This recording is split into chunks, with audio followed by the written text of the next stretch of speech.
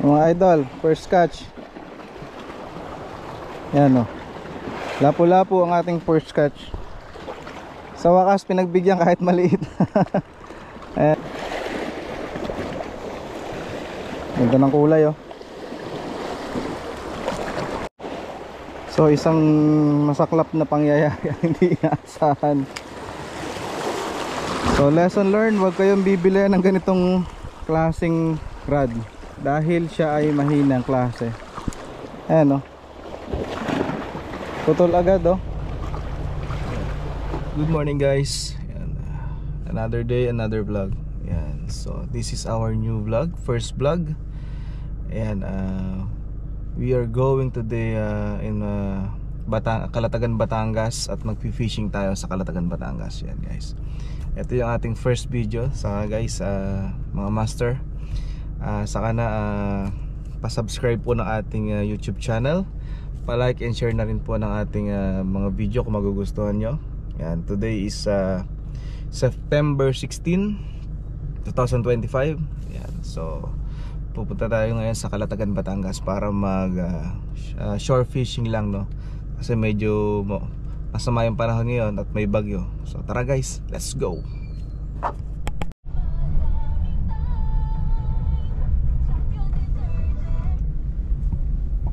Grabe yung ano ngayon dito sa Tagaytay. Ayan, going to Calatagan, Batangas na tayo mga master. Ayan, mga idol. Pero sobrang foggy ngayon, no? Baba ng ulap. Ayan. Kita nyo ba? Hindi masyadong kita sa video pero grabe yung fog ngayon, no? Sobrang foggy. Ayan. Grabe. Mabubulaga ka na lang eh, oh. Ayan, grabe oh. Kita nyo ba?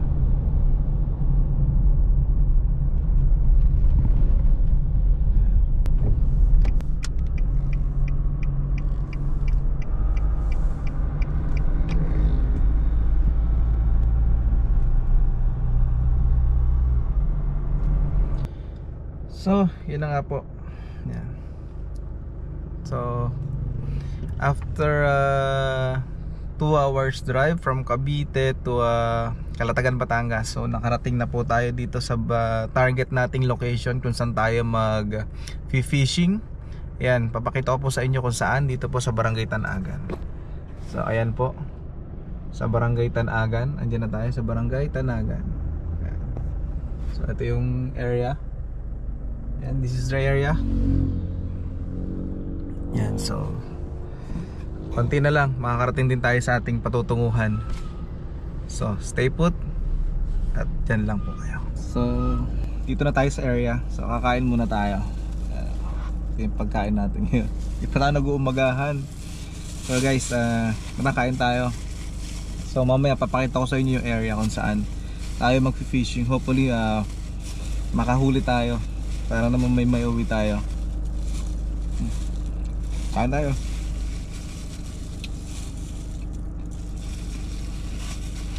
Saka sana marami pang isda mahuli. So yung dagat medyo maalo ng konti. Tapusin ko lang to, then lalaro na tayo. So ayan guys, yan, set up na tayo. So itong gamit ko ano lang to, nabili ko lang sa Shopee.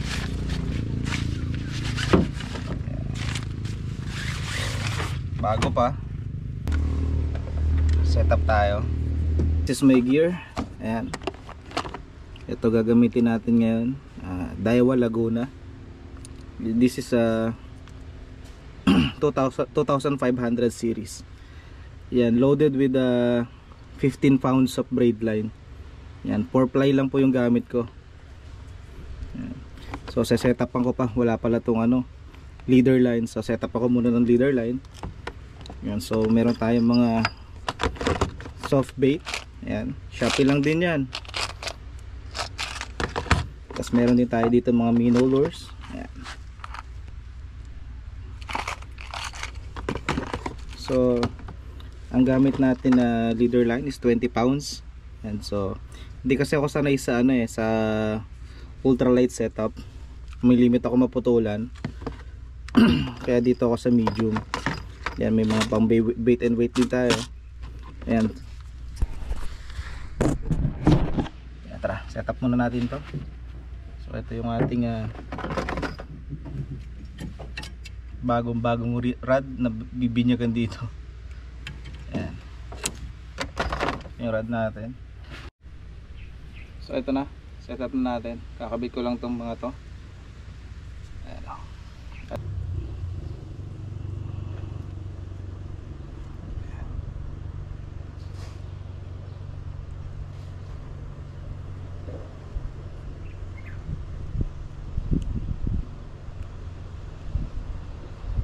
Yun ang setup natin ngayon.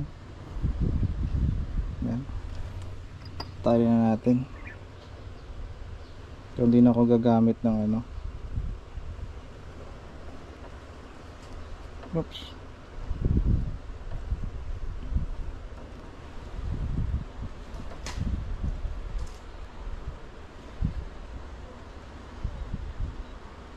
Yan, ito yung aking first vlog. Pasensya nyo na mga master, mga sir.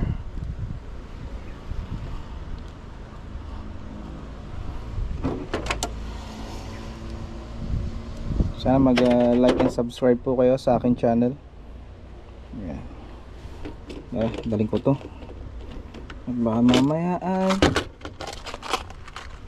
putulan tayo. So maganda na yung may reserva kaysa, kasi maglalakad tayo sa tubig eh. Ayan. Daling ko to. And then ating gloves. Yan. Ready na ating setup.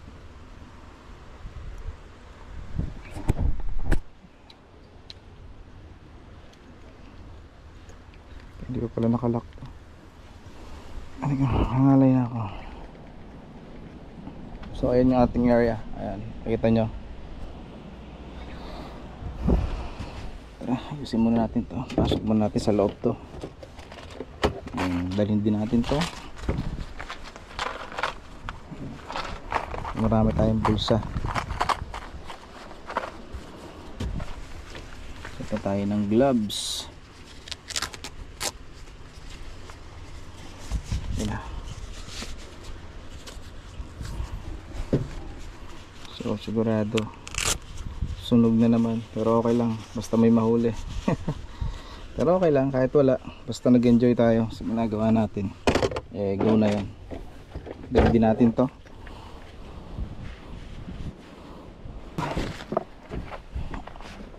Yan.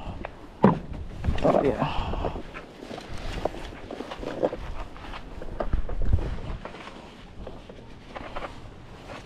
Susi. So naka-plastic ang ating susi. So, kailangan yan. At baka mabasa, di tayo makakauwi. May kulang dito. Gamit. Yan. So may mga pampalit din tayo. Ayan.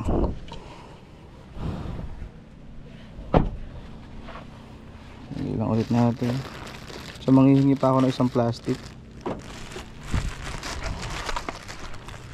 Dahil baka mabasa pa rin to.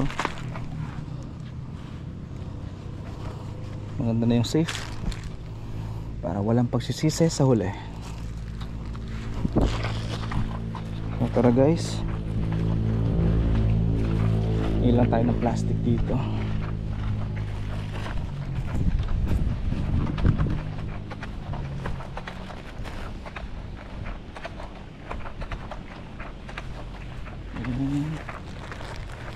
Kuya, pwede po makahingi ng plastic.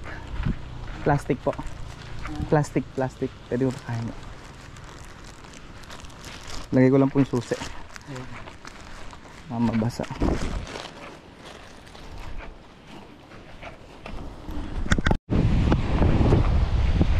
So yan na. Lalarga na tayo. So itong ating setup for today. Ayan. Ayan. Ating Daiwa Laguna LT 2500 series at ang ating Rad Eye Shadow for the win. Oh, for the win pala to, no? So tara, testingin natin kung ano naman nanalo. Rad natin ano, medium light to. So ayan, lakad tayo doon. Ang lamig ng tubig. Ayan. Hopefully ano tayo, makabingwit. Ayan. So check ko lang, baka may mababasa pa. Hindi kaya mapasukan ng tubig yung susi ko. Hindi ako makakauwi. Teka lang, double check ko muna yung susi ko. Hindi kaya mapasukan pa rin ng tubig to. Saan kaya magandang lagay ito?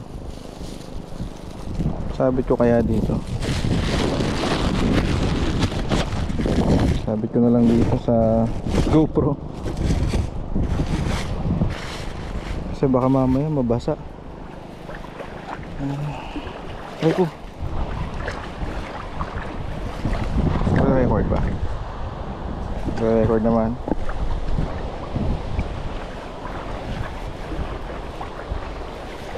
Tayo.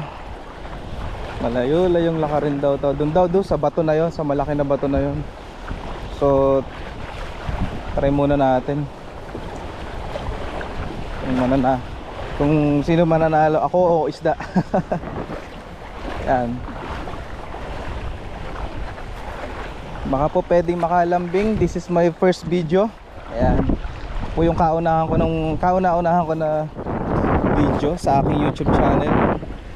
So baka naman po pwedeng makalambing. Mag-subscribe po kayo and like na rin po ating video. So first cast mga idol.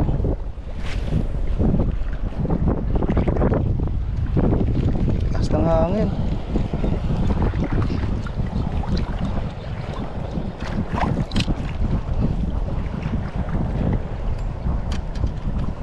Lakas ng hangin.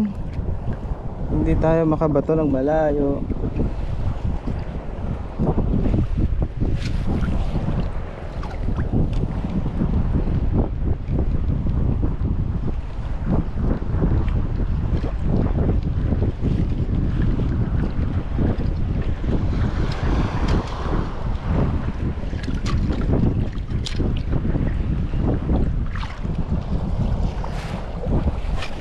Ay shit. Nari. Hello.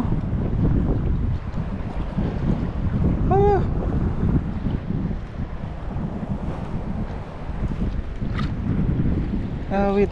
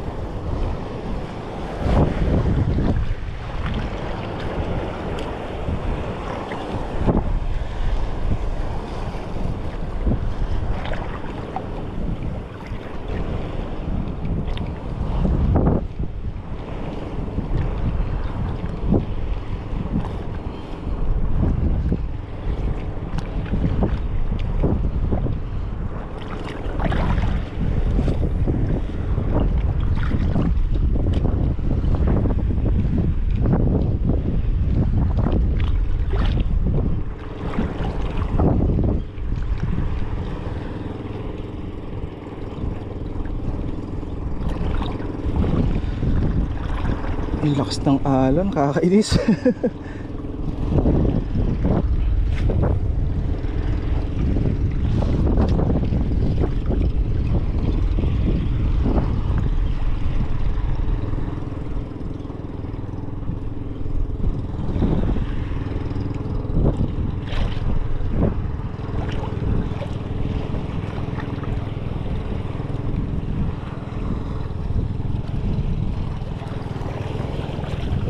Lakas ng alon.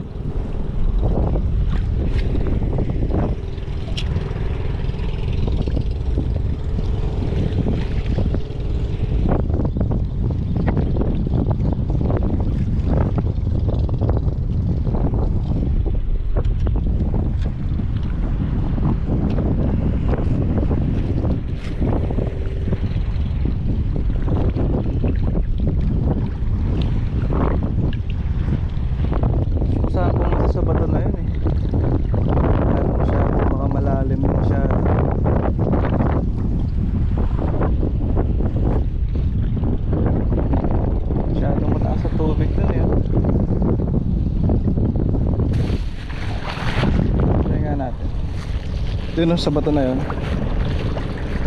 So, try natin. Kakayanin natin to. Lalim talaga. Hindi kaya. Lulubog ako eh.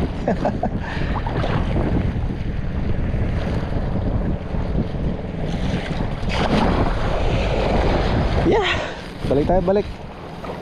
Dito kaya. Hanap tayo ng ibang pwesto.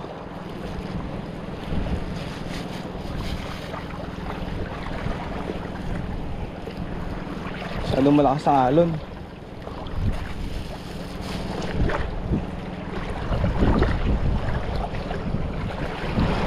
Hanap tayo ng iba. Ito.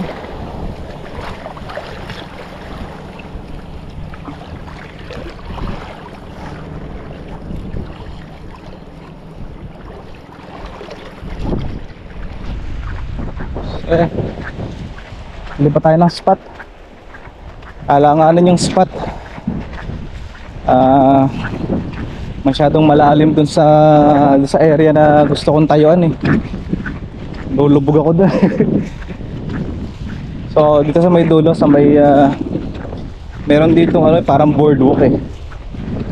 Yan, tara, samahan nyo ako. Sana dun makakahanap tayo ng magandang pwesto. So yan, try naman natin dito. Pero ang dulas nung nung bato. Delikado. Madulas tayo dito. Madulas ang bato. Dahan-dahan. Try natin dito. Ito yung spot Try natin. Diba tayo dito?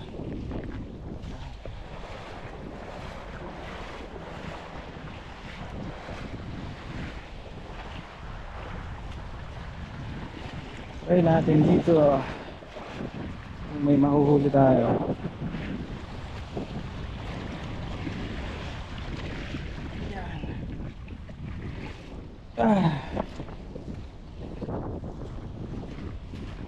Dati umaakit pa kami sa mga gilid ng bundok eh.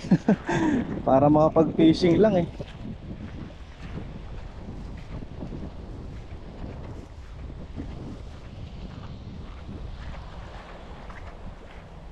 Ngayon, tabi-tabing dagat na.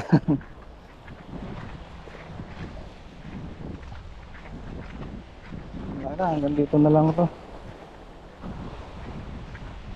So, kaya lang, ang babaw eh.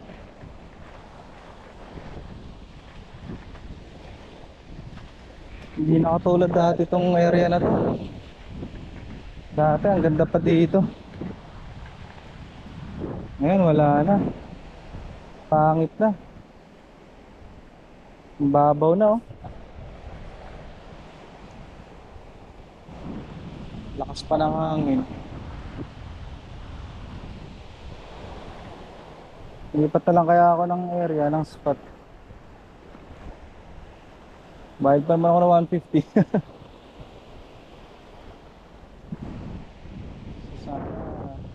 Wala tayo makita na nagpaparent ng bangka eh. Re-renta lang tayo ng bangka para siguradong may mahuli. Lakas ng hangin, grabe.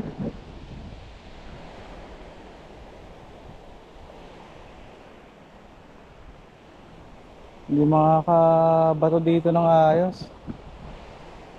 Lili pa rin lang dito eh. Ito nga dito ang bumato. Problema sa mga gantong spot eh. Lapit lang, andyan lang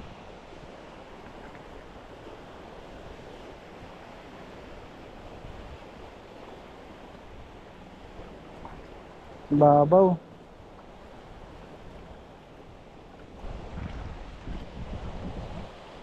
Wala, hindi makalayo yung natin.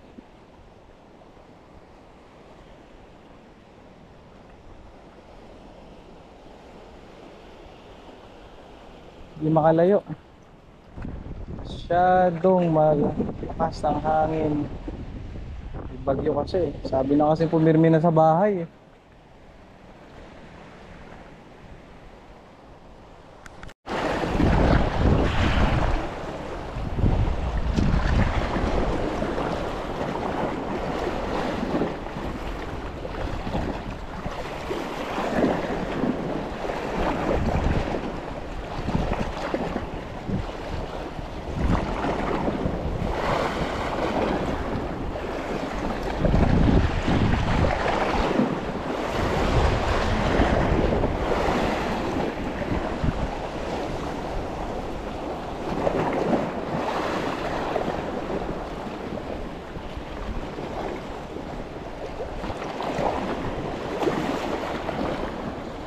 Wala pa tayong strike. Meron na pala, hindi lang dumikit.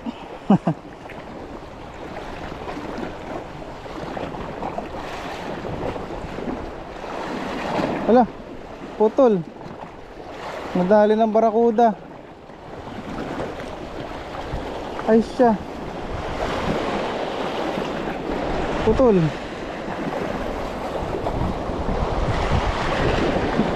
Yun lang, putol. Awit na yan. Wala akong dalang leader line. Shucks! Mga idol, first catch. Yan o, lapu-lapu ang ating first catch. Sa wakas pinagbigyan kahit maliit.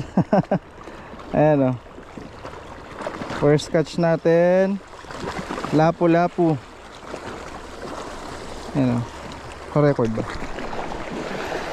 Naka-record naman ating first catch.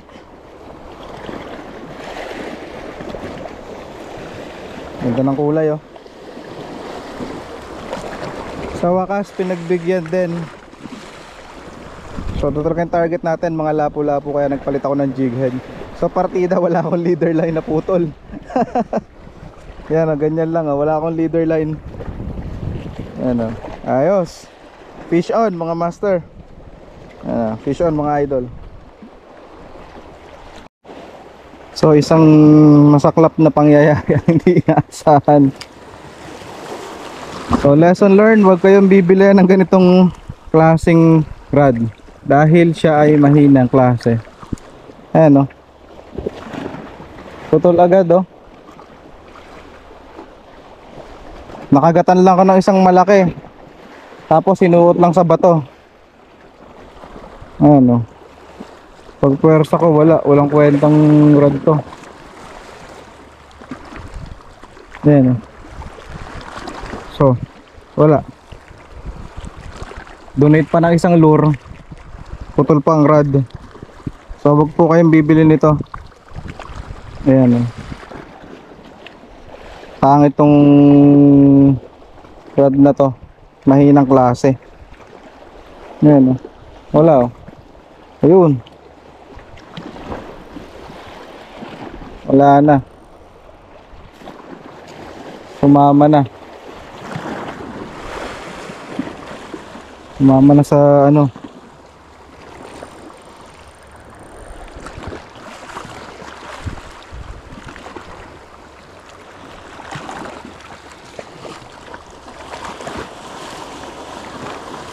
uwian na to. Wala na. Ay buhay, iisa pa nahuhuli, putol naman. Pwersahin ko na to, wala mangyayari dito. Donate pa ng isang lure. Ayun na, wala na. Ayaw pong sumama ng dulo. Ayun na. Kunin ko pa ba yung dulo na yun? Malalim na ata doon eh. Wala na. So uwi na.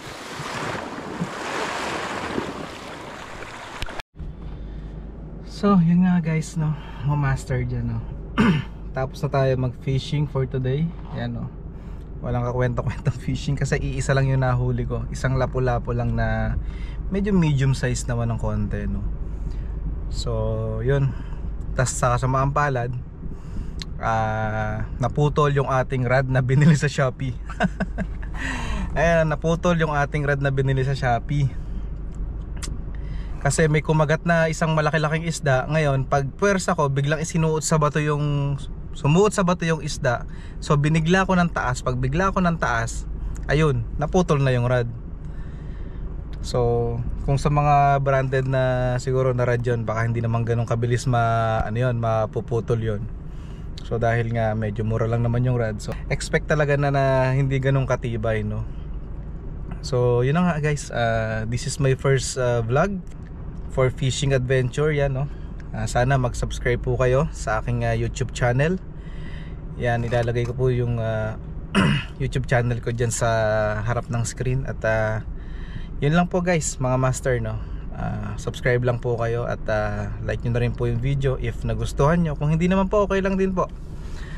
Siguro pero mamaya pasyal tayo dito sa sa palengke ng Calatagan, Batangas, no. Tingnan tayo ng pwede nating mabili. Syempre para may uwi tayo, no. Wala tayong uwi, isang pirasong isdang lapu-lapu, no. So baka meron pa mga isda sa palengke, tingnan natin. At baka mas mura-mura dito kaysa sa palengke dun sa amin sa Cavite. So tara guys, hindi pa tapos tong video na to. Tara.